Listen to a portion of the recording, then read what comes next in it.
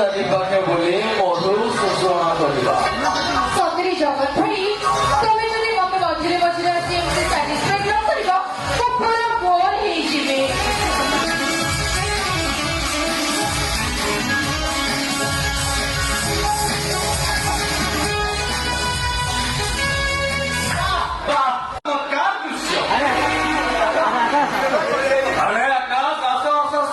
ମୁଁ ବର୍ତ୍ତମାନ ତମ କଥା ଶିକ୍ଷାକୁ ପଚାରୁଥିଲି।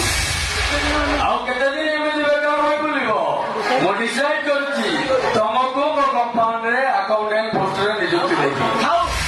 ସଫାଇ ଦବା ଆଉ ଆବଶ୍ୟକ ନାହିଁ। ଠିକ ହଉଛ ଛି